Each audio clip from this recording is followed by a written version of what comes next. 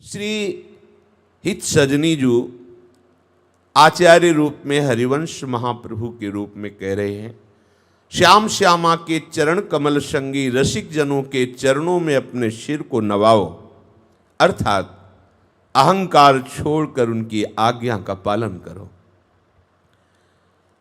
जो उनके इन वचनों का पालन नहीं करता उसे गुरुद्रोह लगता है। सबसे बड़ा अपराध गुरुद्रोह होता है, इसे कोई खेल न समझे। त्रिकाल में भी गुरुद्रोही को किसी भी लोक में शांति नहीं प्राप्त हो सकती। जैसे वैष्णव द्रोही को चाहे दुर्वासा जैसा क्यों न महान हो, त्रिभुवन में कहीं भी शांति नहीं मिली, उससे भी भयानक अपराध होता है गुरु आज्ञा का उल्लंघन करके मनमानी आचरण करना। इसीलिए कहा जाता है सहसा गुरु मत बनाओ। जब सत्संग सुन करके निश्चय हो जाए कि मुझे इनकी आज्ञा के पालन में अपना जीवन समर्पित करना है, तभी दीक्षा लो, नहीं तो एक नया अपराध जो तुम किसी भी दान पुण्य से नहीं काट पाओगे और वो तुम्हारी दुर्गति कर देगा। जो सदगति का परम कारण है, अगर वहां चूक कर गए तो दुर्गति का कारण हो जाएगा। जो आचार्य और गुरुदेव के वचनों को पालन नहीं करता उसे गुरुद्रोह लगता है। वो अपने मन को जो अच्छा लगता है वही करता है, जो गुरुद्रोही होता है।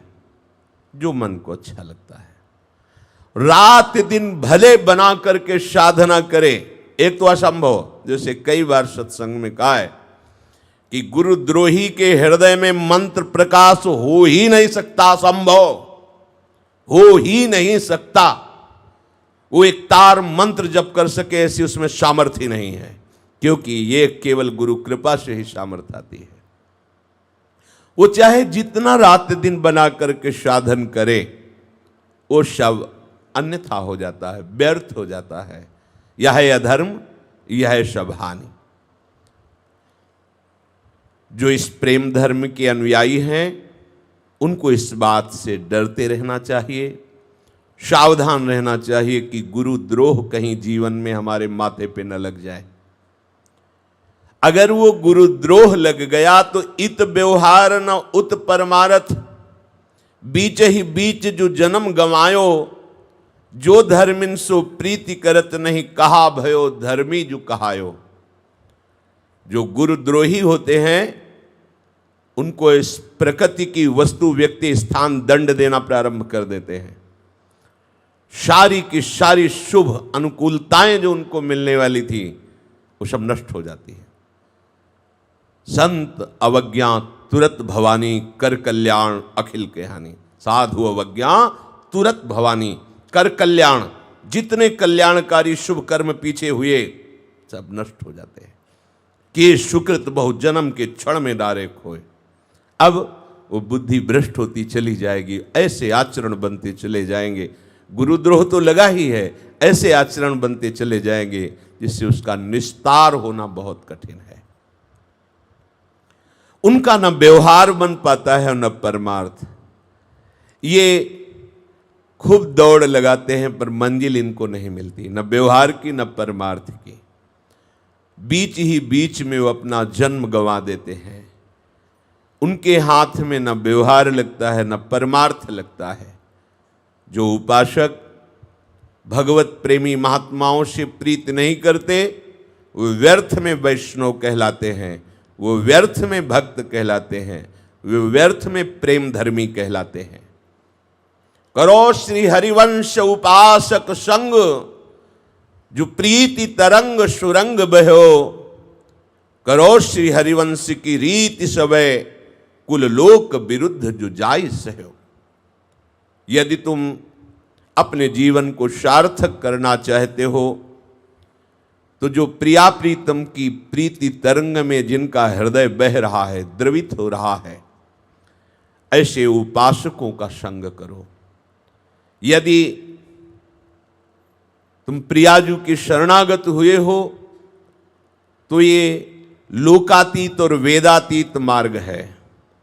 तुमने अपनी कुल परंपरा, वेद परंपरा का त्याग करके इस प्रेम धर्म का वर्ण किया है, तो तुम्हें सब कुछ सहन करना होगा। सहत सहत बाढ़े भगति। ये जो मन अहंकार से युक्त होकर मैं कर लूंगा, वो केवल पार्थिव क्रियाएं होंगी, आध्यात्मिक उन्नति नहीं होगी। लोक और व्यवहार की विरुद्धता को सहने की सामर्थ्य रखो, मन के मार को सहने की सामर्थ्य रखो और अपने आश्रयदाता के द्वारा बताई हुई उपासना पद्धति में अपने चित्त को जोड़ दो। करो श्री हरिवंश की रीति सबे। हमारी रीति है सब जीवन सो प्रीति, सबका मंगल हो, सबको सुख हो, किसी का विरोध नहीं, पर आठों पहर ममता केवल लाडली लाल से, समता सब संसार में, ममता नित्य विहार में, बस प्यारी जू और प्यारी जू। जगने से लेकर सोने तक, जीवन से लेकर मरण तक, चेतना से लेकर मूर्छा तक, बस जय हो जुगल जोरी की। बस जोरी स्मरण मत रहो। आचार्य चरण विठल दास जी को पत्रिका में लिखते हैं, ये जोरी सुख बरसत है, ये सुख अमृत स्वरूप है। जोरी स्मरण मत रहो। राधा वल्लभ, राधा वल्लभ, ये अमृत है, इसका पान करो। जितना पान करोगे उतना ये विषय विष नष्ट हो जाएगा। तो संपूर्ण अपनी उपासना की रीति का आचरण करो। शास्त्र कहता है द्वेक्षरस्तु भवेन मृत्युस त्रेक्षरम ब्रह्म शाश्वतम ममेति च भवेन मृत्युर न ममेति च शाश्वतम। ये दो अक्षर मृत्युलोक में किसी भी वस्तु, व्यक्ति, स्थान को ये मेरा है ऐसा स्वीकार करना मृत्यु है। ये शास्त्रज्ञ महापुरुषों के वचन हैं। प्रभु के सिवा किसी को भी मेरा स्वीकार करना दुख है, बंधन है।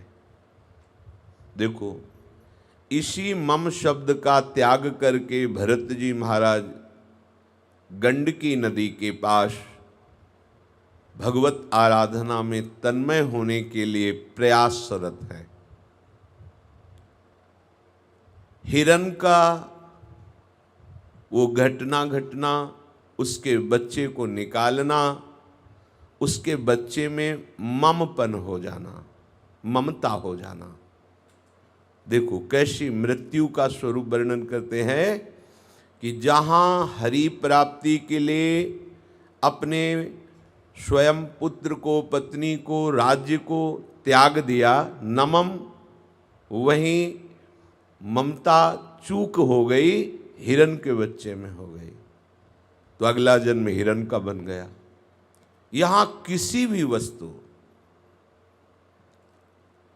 एक संत प्राण त्याग रहे थे तो उनकी आंख ऐसे खुली थी, आम का पेड़ था, ऊपर आम का फल बड़ा पका हुआ लगा था, वृत्ति उसमें टिक गई, शरीर छोड़कर उसमें कीड़ा बन करके उसका रसास्वादन करना पड़ा।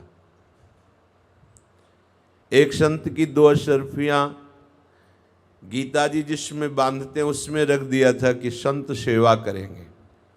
मरते समय वो मेरी 2 अशर्फी उसमें है, कैसे बता पाऊँ अपने शिष्यों को, और मूर्छावस्था को प्राप्त हो गए, फिर मृत्यु अवस्था को, तो उसमें सांप बनकर बैठ गए। ये घर मेरा है, राधा बाबा के चरित्र में आया, तो कुत्ते का पिल्ला बन करके उसी दरवाजे पे बैठ गए आके। कोई भी वस्तु, व्यक्ति, स्थान प्रभु के सिवा यहां मेरा मानना ही मृत्यु है। अब आप देख लीजिए, आप मृत्यु का वर्ण किए हैं या अमरत्व का। अविनाशी पिता के अविनाशी बच्चा होकर के विनाशी वस्तु, व्यक्ति, स्थान को अपना मान लिया तो मृत्यु को प्राप्त हो रहे हैं, दुखी हो रहे हैं, अशांत हो रहे हैं, जन्म मरण के चक्र को बार बार आप स्वीकार कर रहे हैं। किसी भी वस्तु, व्यक्ति, स्थान, संपूर्ण सृष्टि में दूसरो न कोई, मेरे तो गिरधर गोपाल। मम कहाँ लगा? प्रियाजू। श्यामा श्याम के सिवा मेरा कोई नहीं है। कुछ भी, कहीं भी, कोई भी बैठा लो हृदय में। बहुत सरल है भगवत प्राप्ति और बहुत कठिन है भगवत प्राप्ति।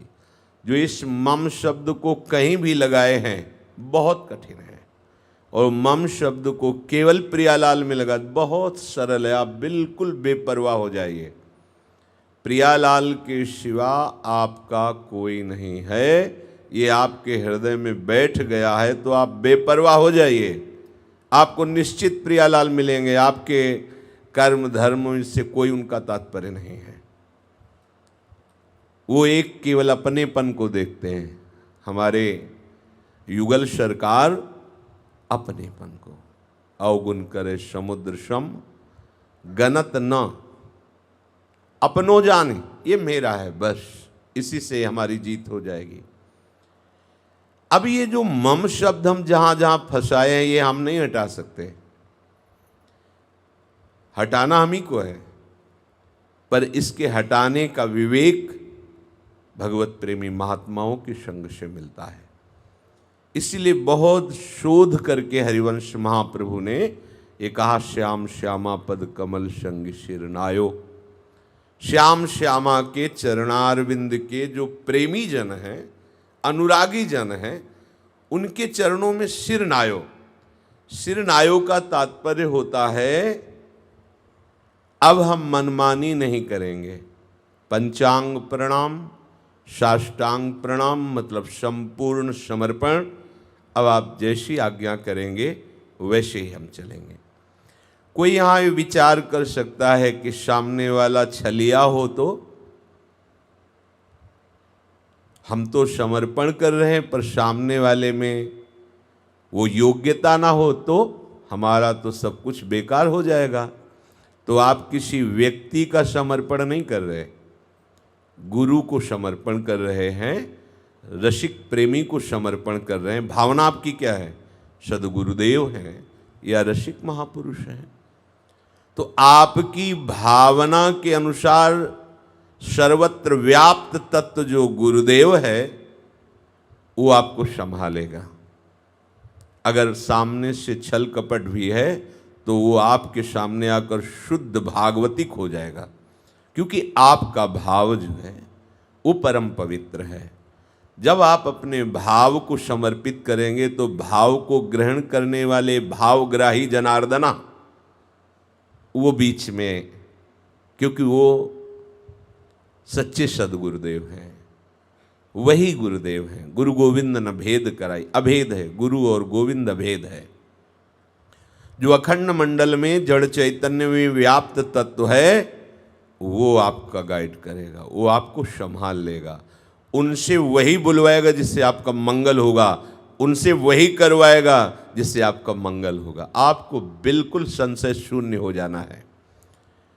अगर कोई उदाहरण दे कि अमुक अमुक जगह धोखा खा गया, अमुक की निष्ठा में कमी थी, निष्ठा में, अगर शिष्य की निष्ठा जोरदार है तो गुरुदेव को प्रकाशित होना पड़ेगा। गुरुदेव को प्रकाशित होना ही पड़ेगा, चाहे जो रूप लिए हों, चाहे वो पाखंडी रूप लिए हो, छलिया रूप लिए हो, कपट रूप लिए हों, उनको सत्य सच्चिदानंद रूप में प्रकाशित होना पड़ेगा। क्योंकि कोई कहीं ऐसी जगह नहीं जहाँ वो गुरुदेव विराजमान ना हो, वहीं से प्रकट होना पड़ेगा। पूज्यपाद उड़िया बाबा एक प्रसंग बताते थे कि एक बंगाली सरल ब्राह्मण भक्त भगवत प्राप्ति की लालसा से एक बड़े विद्वान ब्राह्मण थे, उनके चरण को पकड़ा और कहा मैं गुरु मंत्र दे दो। उस समय मदिरा पान किए हुए थे, उन्होंने गलत मंत्र दिया। उसने साष्टांग प्रणाम करके बस अपने गुरुदेव का ध्यान करते हुए उसी गलत अशुद्ध मंत्र को जपा। 1 वर्ष व्यतीत हुए, उसकी परम पवित्र भावना, परम पवित्र निष्ठा, तो जगत गुरु को चैन नहीं पड़ा। भद्रकाली की आराधना थी तो महाकाली प्रकट हो गई और उनका बेटा, ये तुम्हारा गुरु पाखंडी है, एकांत में मदिरा पान करता है, सबके सामने अपने को बड़ा विद्वान और भगत साबित करता है। तो उनका पहले तो माता जी आप हमारे गुरु की निंदा करना बंद करें। बोले मान जा मेरी बात, उसने मंत्र शुद्ध दिया है, मेरा जो मंत्र है वो शुद्ध है। बोले फिर आप गलत बोल रहे हो।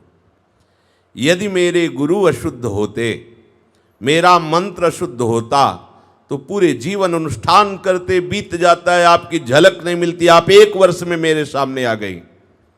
ये मेरे गुरु की महिमा है, ये मेरे गुरु मंत्र की महिमा है। प्रसन्न हो गई और कहा बेटा तुम्हारी गुरु निष्ठा देखकर मैं बहुत प्रसन्न हूं। आज से मेरे को सिद्ध करने का यही मंत्र होगा, जो अशुद्ध मंत्र है इसी से मैं सिद्ध होंगी। तुम्हारी गुरु निष्ठा देखकर मैं प्रसन्न हूं, जिस समय जो चाहेगा मैं देने के लिए तैयार हूं। ये है गुरु निष्ठा। द्रोणाचार्य ने हटा दिया कि हम क्षत्रिय राजकुमारों को शौर्य और वीरता की शिक्षा देते हैं, कोल भीलों को नहीं। उसने वर्ण कर लिया गुरु रूप में। ऐसा धनुर्धर हुआ कि अर्जुन भी आश्चर्यचकित हो गए। ये गुरु निष्ठा अपनी होती है तो सामने जो तत्व है वो प्रकाशित होकर आपको संभाल लेगा। ये भगवत भाव छल कपट का नहीं है। आपकी निष्ठा यदि सही नहीं तो बड़े महापुरुषों के समीप भी कोरा का कोरा और मलिन हो गया, देखा गया। इसलिए श्री हरिवंश जो कही, श्याम श्यामा पद कमल संग शिर नायो, तेन बचन मानत गुरु द्रोही, निश दिन करत आपनो भायो। ये मम और नमम, जब कभी कोई भी भागवतिक संकल्प किया जाता है तो उसके आखिरी में बोला जाता है नमम। ये मेरा नहीं है, प्रभु आपको समर्पित है। ये जो मम वस्तु व्यक्ति स्थान में हमारा लग गया है, ये केवल संग से हटेगा। नित एक धर्मिन संग तो रंग बढ़त नित नित सरस। हमारे रसिक महापुरुष जन कहते हैं ये अहमता ममता ये जग में है दुखदाई, ये जब श्री जी की ओर लगे तो होत परम सुखदाई। कैसे लगेगी श्री जी की ओर, कैसे लगेगी? तो रसिक मंडली में या तन को नीके ढंग लगाओ, दंपति यश गाओ हर्षाओ, हितसो रीज रिझाओ। रसिक मंडली में बैठो, रसिकों का संग करो तो ये अहमता और ममता ये दोनों प्रियाजू के चरणों में समर्पित हो जाएंगी। ना कहो सो बोली वो, ना कोई व्यवहार, अपनी कुंवर किशोरी को जियत निहार। हमें क्या जानना है? नारायण स्वामी जी कह रहे सुने न काहू की कही और कहे ना अपनी बात। कितनी सूक्ष्मता से रक्षा कर रहे हैं महापुरुष के वचन। सुने न काहू की कही, कहे ना अपनी बात, बस नारायण व रूप में मगन रहे दिन रात। रूप छके घूमत रहे, तन को तनिक न भान, नारायण दृग जल बहे, यह प्रेम पहचान। विरह कमंडल कर लिए बैरागी दो नैन, मांगत दरस मधु करी, छके रहत दिन रैन। उनको कोई प्रश्न ही नहीं है, अगर है तो समाधान केवल इस रस के रसिक गुरुदेव से। उनकी बात का प्रमाण किसी से नहीं कि हमारे गुरुदेव ऐसा बोलते हैं, आपकी इसमें क्या राय मरे। उनकी राय पे अश्रद्धा तो वैष्णव अपराध, गुरु के वचन पर अगर अश्रद्धा तो गुरुद्रोह। शांत।